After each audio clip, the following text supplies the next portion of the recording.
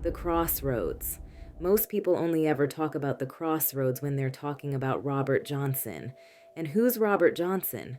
Well, you should know by now, but just in case you don't, Robert Johnson was the infamous blues player who sold his soul to the devil in exchange for fame and fortune, not to mention the fact that he was the first inductee into what we now call the Doom 27 Club. But as great and mysterious as Robert's story is, we're not talking about that tonight. Because what if I told you he wasn't the first at all to go to the crossroads to make that deal? What if I told you there was someone before him and that someone is perhaps the reason we now have what would become gangster rap and horrorcore, and songs that give premature premonition to their deaths?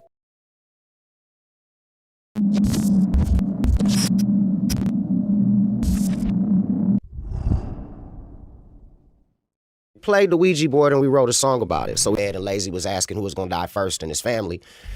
And he was like, when he found out it was somebody that he didn't want, so he threw the Ouija board and then they picked it back up and then beds started falling down. So a whole bunch of stuff started happening. So whereas Eazy-E, he was like, y'all got to do that song, man. I like that Ouija song y'all did, man. And then he started talking backwards. And then I call myself Gangsta Boo, the devil's daughter. And yeah, and you know, people were scared of that. We used to have our own language that we talked to like, not trick fans, but just it was I wouldn't say it was a character, but you know what I'm saying? With entertainment. Nah, I want my to be about me cutting a deal with the devil. I got shot.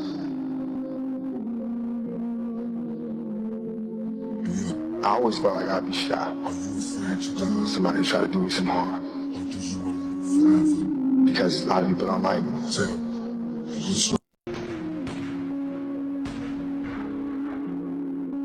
You'd be like, oh, I took LSD and I talked to a spirit that's a demon and told me information about myself, about how long I'm gonna live, that they're gonna come get him at some point. I really didn't like that shit at that point. And if I end up getting shot and killed for what the fuck I'm doing, or if I end up getting my ass beat at some point in time, or nigga, if shit get hard on me, it's because I deserve it. That's point blank, period. Everybody will get a death. Everybody will get a death that is deserving. Everybody will get a life that is deserving. Everybody, you will get what the fuck you deserve. Karma.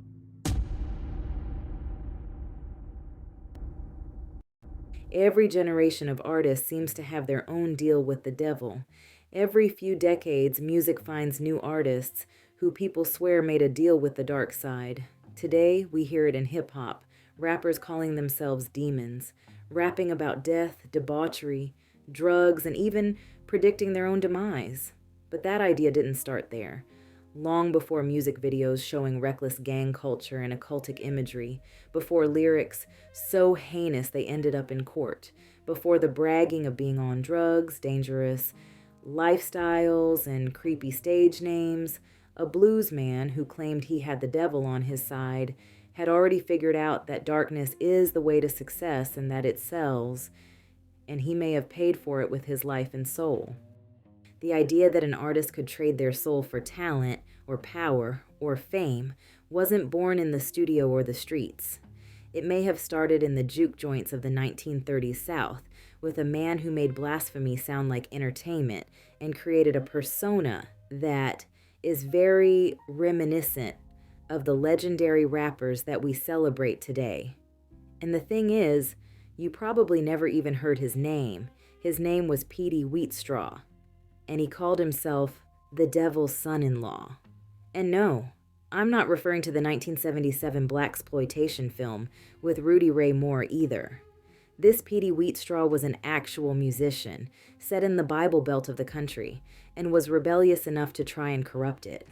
He obviously loved associating himself to evil and dark arts because he also called himself the High Sheriff from Hell.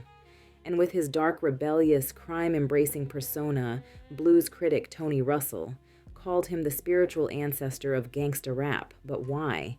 Because like today's artists, he sang about street life, police brutality, illegal substances, loose sex with loose women, and occultic supernatural things. And if that kind of dark swagger sounds familiar, it should. Because decades later, rappers would use the same formula, rapping about their own street life, wild sex, drugs, violence, and even death. The same kind of dark themes Peetie was already singing about back in the 1930s. 3-6 Mafia, Bone Thugs and Harmony, Biggie Smalls, Tupac Shakur, even the modern artists like XXXTentacion and Juice WRLD, they all touched the same fire, knowingly or not. But all of them came long after Wheatstraw, whose influence spiritually moved through time, into the swagger of gangsta rap, into the darkness of horrorcore, into every artist who dared to play with demons on a mic. Because before all of them, there was one man who brought it forth to the public, one of the first to bring the devil into song and make damnation sound good. This is where his story begins. Before there was a Peetie Wheatstraw, there was a William Bunch, who was born to Mary and James Bunch on December 21st, 1902. Now here's the thing. With the majority of stories I tell you, these people from the past who have contributed greatly to our future arts, they themselves usually have a missing or disjointed past. This oftentimes makes it difficult to tell their stories completely, or we're left with myths, or just left having to put the pieces together ourselves, not knowing what's really true or myth. Hell, we're not even really sure where he was born. Historians who do know of him say he was most likely born in Ripley, Tennessee, though records also point to Cotton Plant, Arkansas as his birthplace. So, like most black musicians of his era, the paper trail on him is thin. There's actually only one known photograph of him, and it's this one. And if it hadn't been for the many songs he created throughout his life, just like baby Esther Jones as Betty Boop disappeared, we wouldn't even know he existed either. What we do know is that during his short time on Earth, he did make an impact. He influenced some of the greatest blues and rock and roll musicians, including Jerry Lee Lewis. According to fellow blues musicians who knew him, Big Joe Williams, Henry Townsend, and Teddy Darby, they all say he was a gifted guitarist but a limited pianist. And since the piano is the instrument that he'd come to be the most known for, this perhaps is where the legend of the crossroads comes in. In 1929, before Robert Johnson was ever known as the bluesman who went to the crossroads to sell his soul to the devil for talent, there were already stories about a man whose reputation had been spreading all throughout East St. Louis. There was a major rumor spreading that down in the Delta, a bluesman had sold his soul to the devil in exchange for musical power. They heard that his name was Peetie Wheatstraw, and that he was what people called a jive-talking, sharp-dressing, fast-living, violent son of a bitch. But damn, he could play. And by the time William Bunch had finally arrived in East St. Louis, William Bunch was gone. He was now Peetie Wheatstraw, the devil's son-in-law. Because that rumor had already made him famous before he even arrived, Peetie Wheatstraw's popularity boomed. With his new name, new sound, and whole new persona as the devil's son-in-law, it was like the people were already waiting to accept him. His career took off. Which is weird because at that particular time, the country was deep in the Great Depression, and most record companies were dropping their blues artists and blues division because it seemed that that genre of music was no longer selling. But somehow, Peetie's music still sold, and he created a lot of it in a short amount of time. He signed to labels like Vocalion, Decca, and Bluebird, and between 1930 and 1941, he recorded more than 160 tracks, making him one of the most recorded blues artists of his time. He played in packed juke joints, taverns, gambling houses, and blues clubs dominated by the black community. But to be this successful in this climate was intriguing because many wondered if it had anything to do with his supposed meeting with Lucifer down at the crossroads. Remember, he was supposedly a mid-piano player, but now with his records and performances, he'd become so good that he was influencing many upcoming blues artists, including Robert Johnson. Even his new name, Peetie Wheatstraw, came from a dark source. The name Peetie Wheatstraw actually wasn't new. It was a name based on old Black American folklore.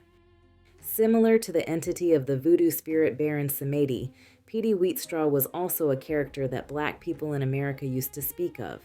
Now in folklore, Peetie Wheatstraw wasn't just some man. He was a trickster figure, or spirit, depending on who told the story. He was an evil twin who wreaked havoc. He was a smooth-talking hustler who would gamble with death and walk away with the winnings.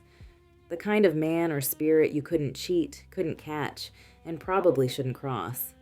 Depending on who told the story, he was either the devil's friend or his rival, and that's the version William Bunch seemed to take on.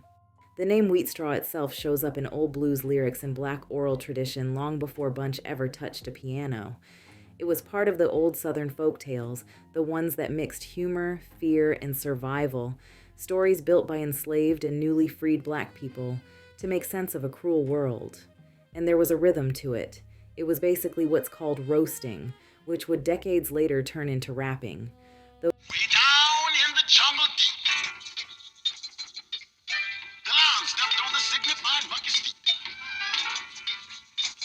The monkey said, "Motherfucker, can't you see?" Titanic sailed away. The captain and the lieutenant was having a few words when the great Titanic hit that mighty iceberg. You standing up here study bullshitting and thinking, but can't you see this raggedy hunk of junk is slowly sinking? The cap, I'll be in New York unpacking my trunk when the news reach the world, this junk done sunk. Those roasting rapping tales had men like Wheatstraw who could outsmart death, outdrinks the devil, and talk their way out of hell if they had to, which isn't far off from Baron Samedi in Haitian Vodou, the Loa or spirit who rules the cemetery. He's loud, funny, filthy-mouthed, and never fully alive or dead. Baron wears a top hat and smokes cigars, laughs at funerals, drinks rum, and mocks the fear of dying. But beneath all that chaos, he's powerful, a gatekeeper between life and death. When you look at Peetie Wheatstraw's blues persona through that lens, it's hard not to see the overlap. Both are entities of swagger. Both are surrounded by sex, liquor, and danger. Both mock death because they've already quote-unquote shaken hands with it. And both use humor and performance to make the unbearable feel survivable. So more than likely, William Bunch grew up hearing those older stories. He stepped into an archetype that already existed, and by calling himself Peetie Wheatstraw, the devil's son-in-law, he didn't invent the myth, he embodied it. And in doing so, he brought that old spirit into the modern world, the same one that would eventually find its way into rap, rebellion, and the dark corners of popular music. But that branding was extreme for the 1930s Bible Belt. Joking about the devil could get you barred from clubs, or worse. But that's what made it work. It got attention, sold records, and gave him an edge. And he really delved deep into the dark side because he also started calling himself the High Sheriff from Hell. In a region where the church ruled everything, calling yourself related to the devil wasn't just rebellion, it was business. It separated him from every other bluesman who sang about regret and redemption. Peetie didn't beg God for mercy, he bragged that he didn't need it. It was calculated shock marketing decades before rock or rap figured out the same trick. While preachers warned their congregations about devil music, Wheatstraw leaned into it, turning fear into a product, and audiences loved it. He became one of the most recorded blues artists of the 1930s. Behind the jokes and blasphemy was strategy. In a world that gave black artists no control, he built his own authority by pretending to be kin to the one figure even white America feared. That decision, the moment he claimed the devil as family, is what made him the first real dark brand architect in black music. Peetie Wheatstraw's music didn't just stand out because of his voice or his piano style, it was the content. His songs were raw, street-level stories told by a man who sounded like he'd lived every word. In an era when most bluesmen sang about heartbreak or poverty, Peetie's lyrics leaned into something darker: sin, crime, violence, and death. It's the same formula that would resurface decades later in gangster rap and horrorcore. He had songs like The 304 Blues, which he brags about cheating on his woman with multiple women. Now 304, does that sound familiar? Well, it should, because that title might not mean much at first, but if you flip the numbers 304 on a calculator, you get the word hoe. That's the same slang still used today in hip-hop culture almost a century later. So not only was Peetie Wheatstraw singing about women, infidelity, and promiscuity, he was literally using the same coded street language rappers still use now. It shows just how far ahead of his time he really was. He also had several drinking songs, some of which were Whiskey Blues and You Can't Stop Me From Drinking. In them, he brags about his addiction openly, proud, unashamed, and self-destructive all at once. That attitude mirrors the same themes we hear in modern rap, where artists brag about sipping lean or syrup, knowing it's killing them, but wearing it like a badge of honor anyway. It's that same mix of rebellion and decay, glorifying the thing that's slowly destroying you. Then there was Suicide Blues, where Peetie openly sang about wanting to end his life. That was nearly unheard of at the time, a black man in the early 1900s admitting suicidal thoughts on record. That kind of emotional exposure wouldn't reappear in mainstream black music until almost a century later, with artists like XXXTentacion, Juice WRLD, and Kid Cudi. But some of Peetie's most striking songs were violent. In Machine Gun Blues, he describes shooting up a neighborhood, robbing everyone in sight, and even threatening children, imagery that sounds almost identical to gangster rap decades later. In Gangster Blues, he talks about catching a man sleeping with his wife, gunning him down, and taking pride in it. He even adds torture into the verse. And in Kidnappers Blues, Peetie sings about abducting his own woman because he didn't want her to leave him.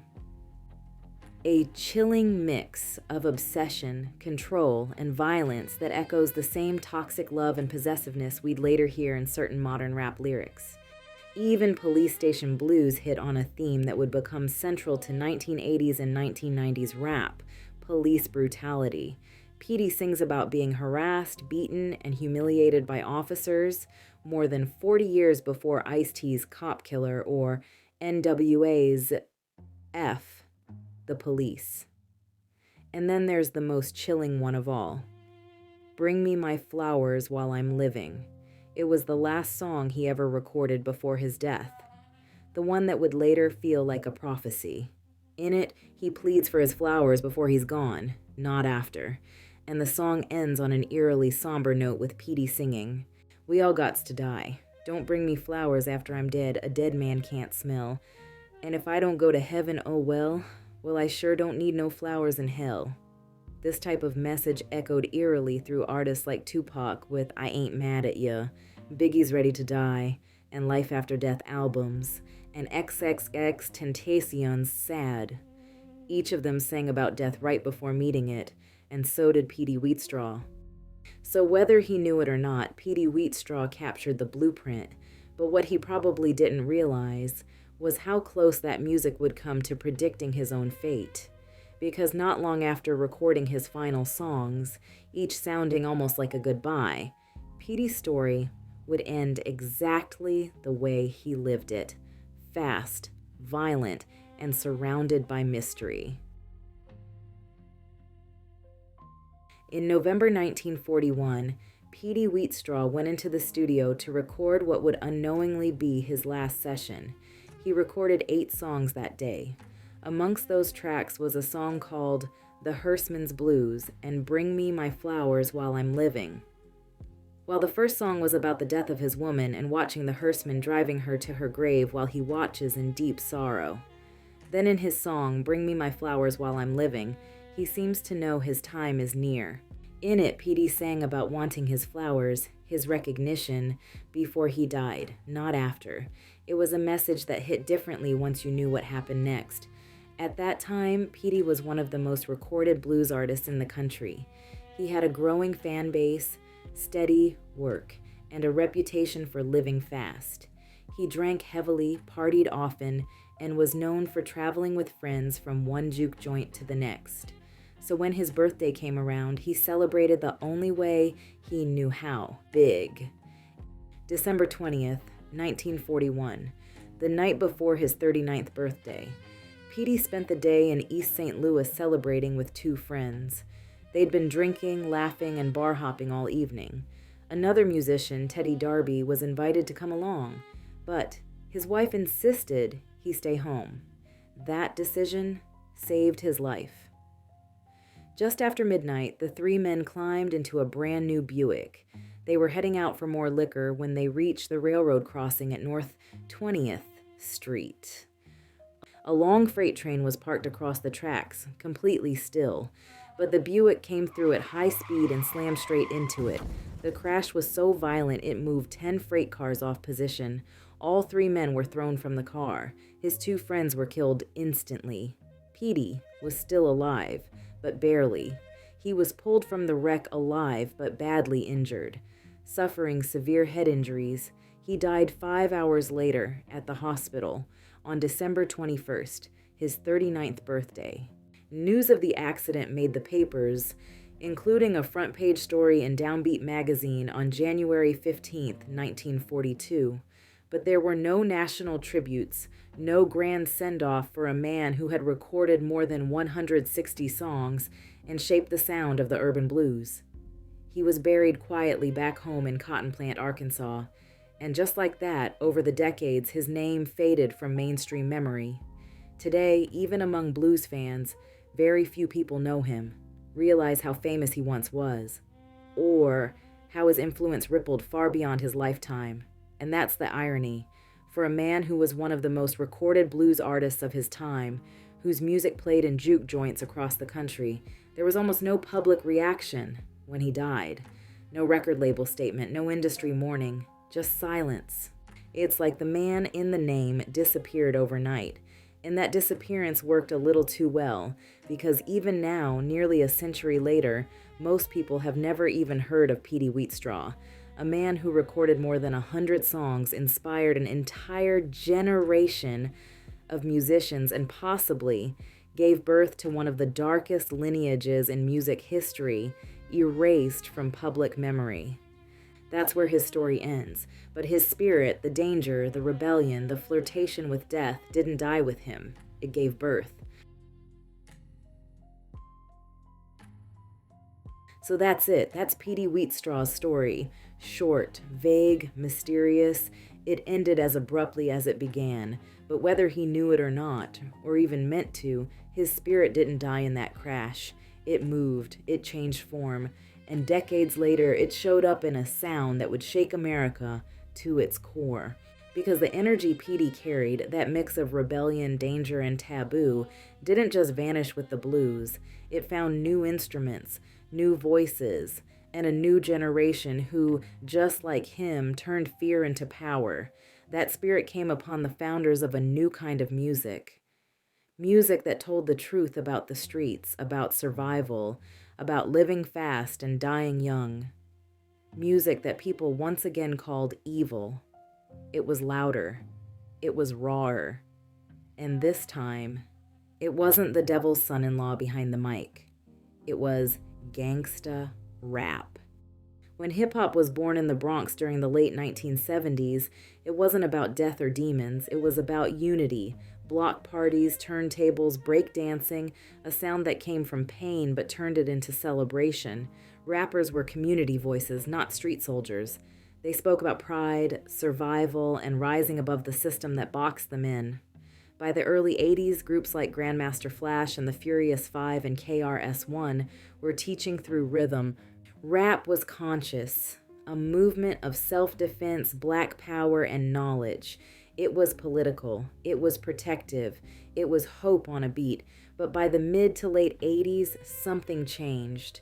The mood got darker, the smiles turned to scowls, and a new form of hip-hop crawled up from the streets of Los Angeles, one that traded positivity for power and community for control.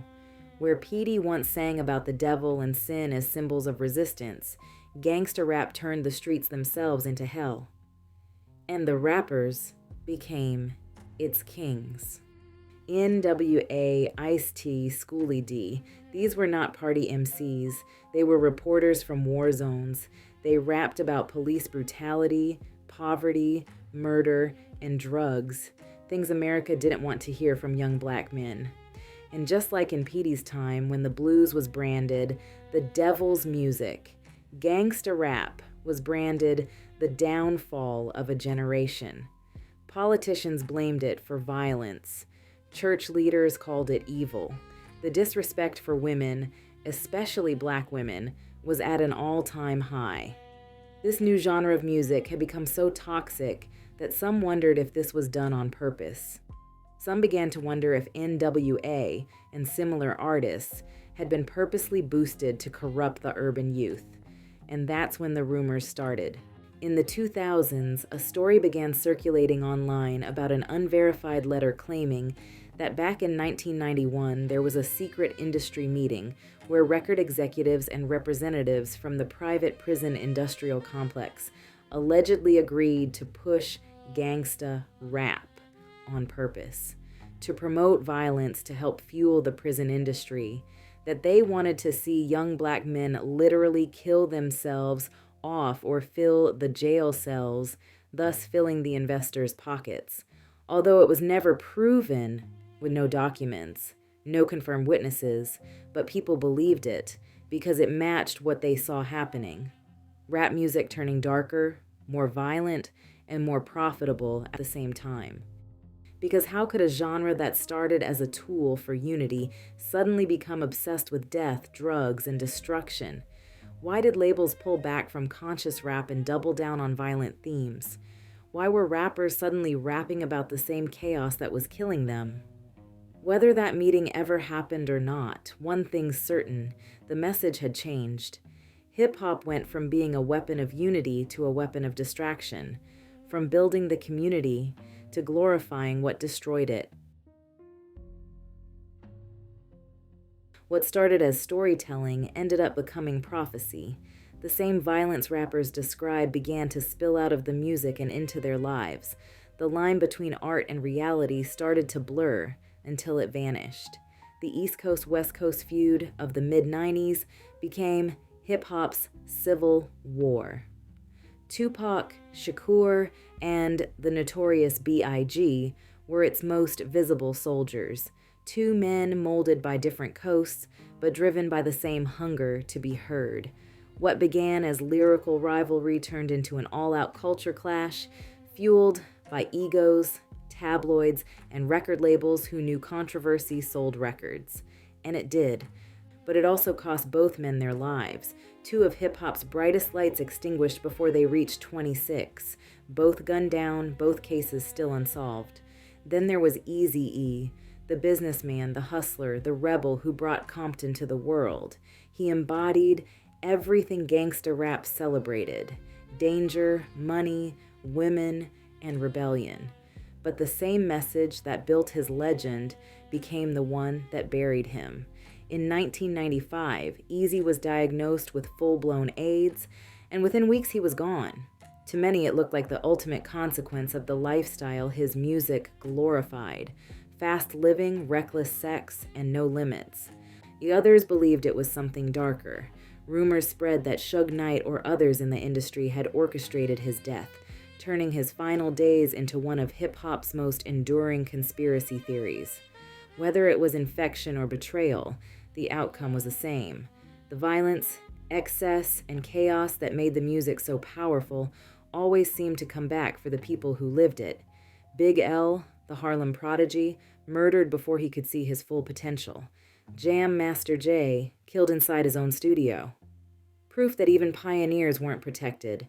And decades later, Nipsey Hussle, a man who tried to rewrite the narrative, shot dead in the same neighborhood he was rebuilding.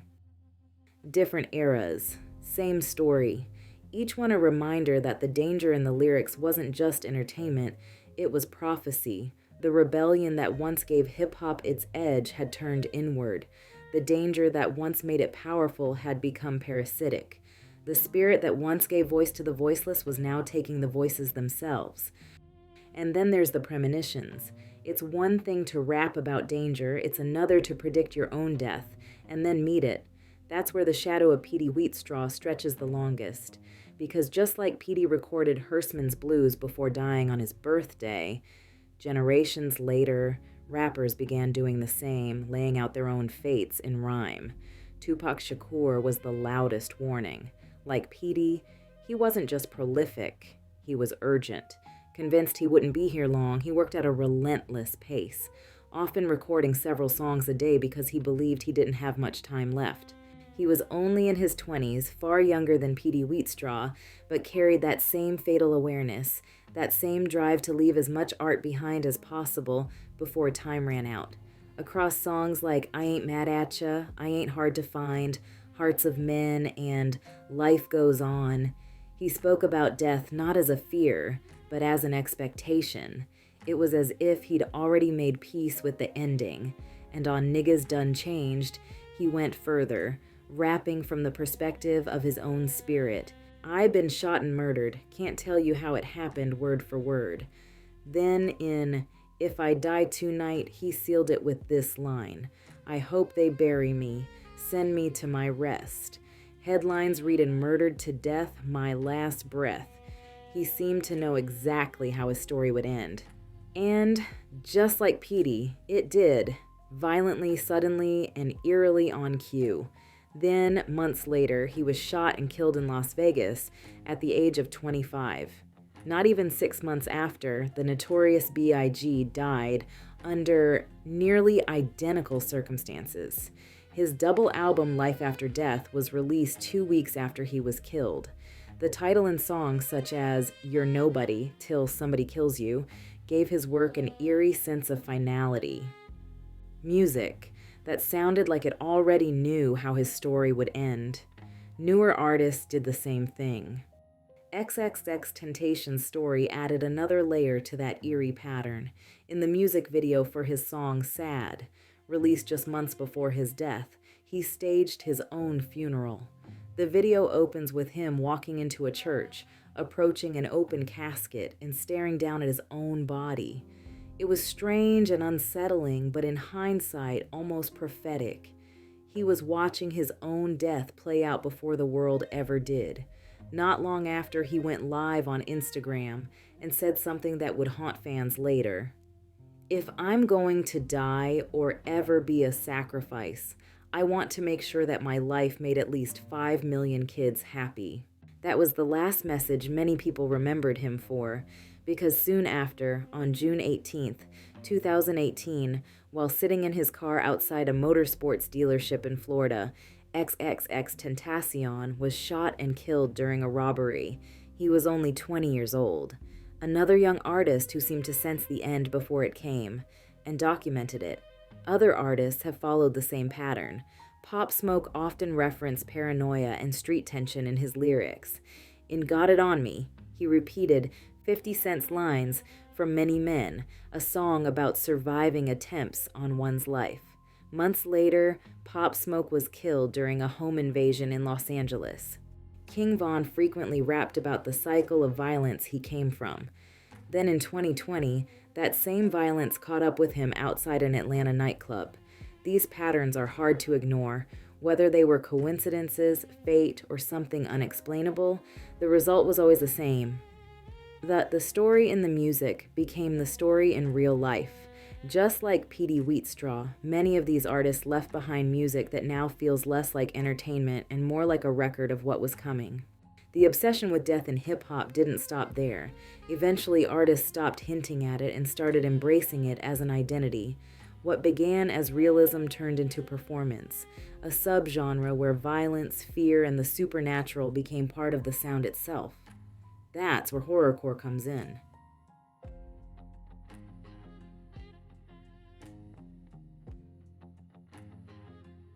If gangsta rap was about surviving hell on earth, horrorcore was about walking straight into it. The early 90s saw hip-hop split down two different roads. On one side, there was mainstream rap, the money, the fame, the violence, the controversy. On the other side, a small group of artists started experimenting with something darker, something spiritual, disturbing, and theatrical. They mixed horror movie imagery with rap lyrics, blending murder, demons, and the supernatural into their storytelling. They called it horrorcore. Horrorcore fused hip-hop with horror themes, violence, the occult, death, and psychological breakdown.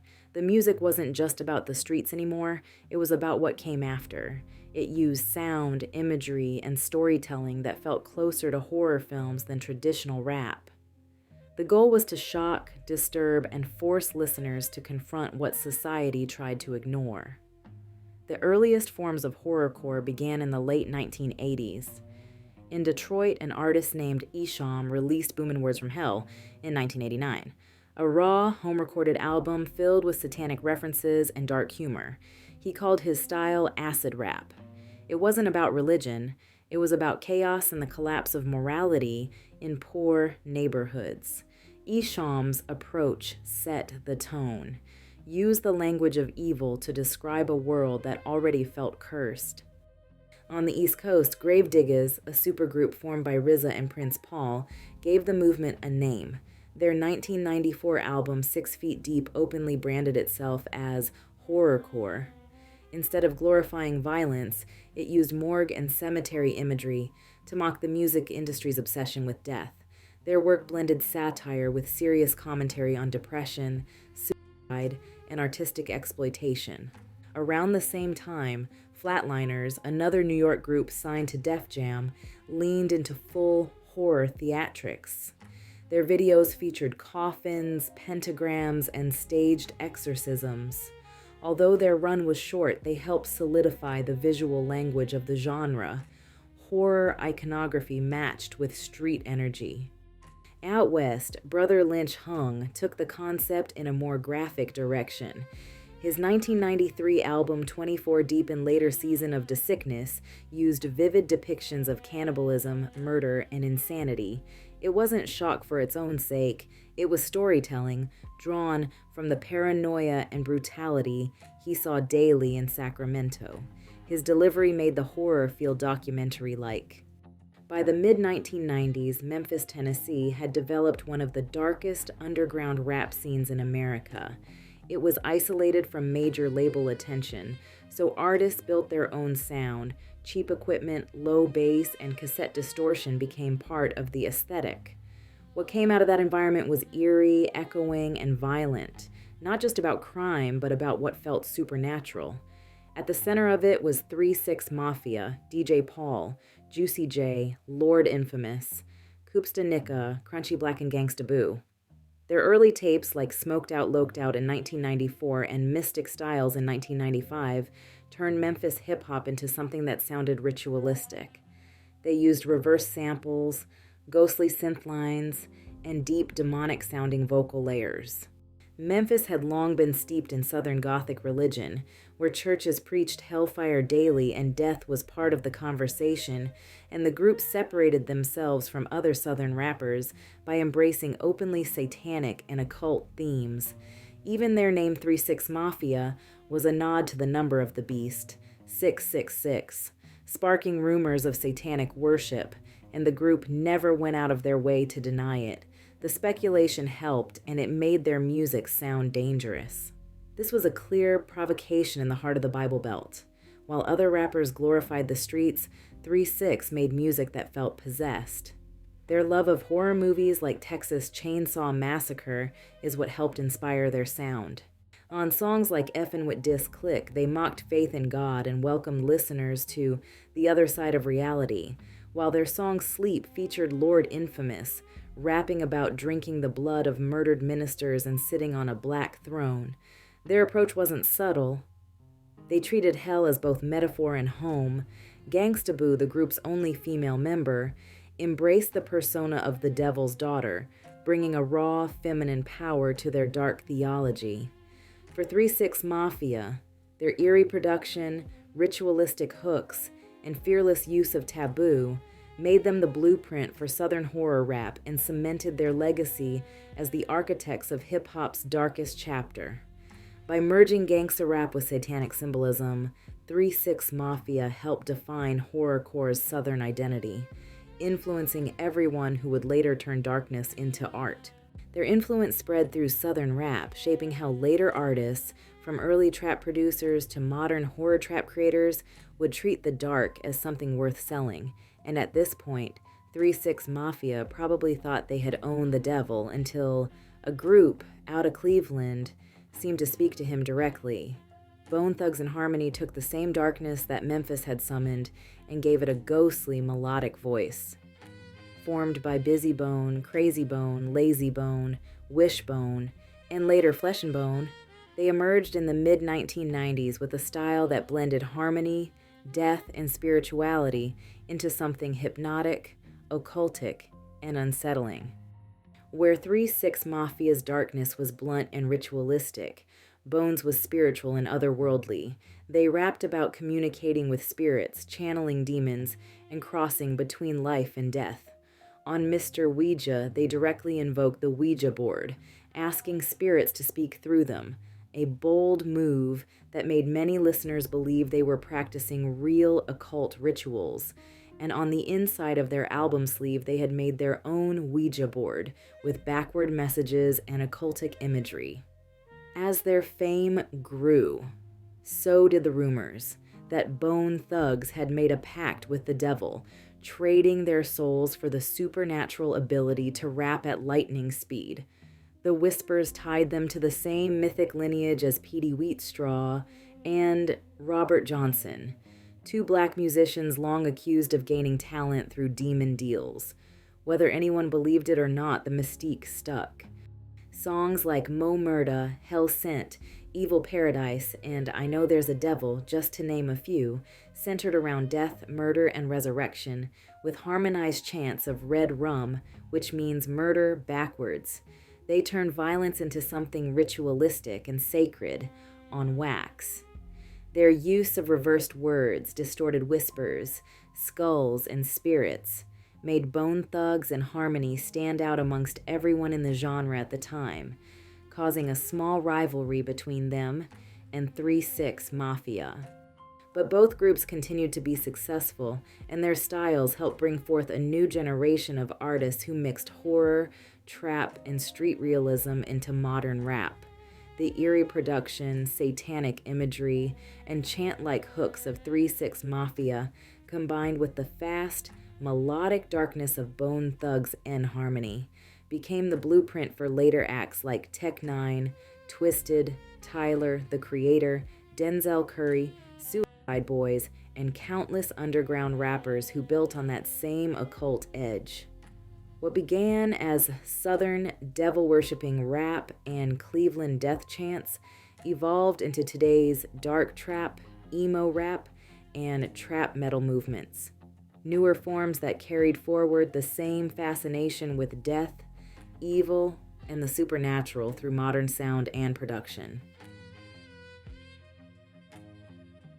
Peetie Wheatstraw never became a household name. You won't see him mentioned in rap documentaries, and most music fans have never heard of the Devil's Son-in-Law, but his fingerprints are everywhere. When you listen to the bravado of gangsta rap, the bragging, the swagger, the casual talk about death, you're hearing Wheatstraw's blueprint. When horrorcore artists mix murder, demons, and religion into rhythm, they're echoing what he was already doing in 1930. He turned sin into sound long before it became mainstream, and somehow that small spark never went out. Because the same things people said about him back then are the same things people say about artists now. Back then, they called his blues the devil's music, said it was corrupting the youth, destroying values, bringing sin into sound. And years later, they said the exact same thing about gangsta rap, same judgment, same fear. That same energy, that mix of pride, defiance, pain, and darkness has followed black music since the beginning. And whether you believe Peetie Wheatstraw really sold his soul or not, his influence proves something bigger. That in the end, none of it was a misunderstanding. The darkness in the music was real, and that's exactly why people listened. And a century later, the message hasn't changed. From the Delta to Memphis to Cleveland, it's clear that the devil never left the music. He just found new voices to speak through. So, lurkers, what do you think? Have any of you ever heard of Peetie Wheatstraw? Do you think he accidentally developed gangster rap or horrorcore? Do you think any of these artists actually sold their souls to the devil? Let me know down below.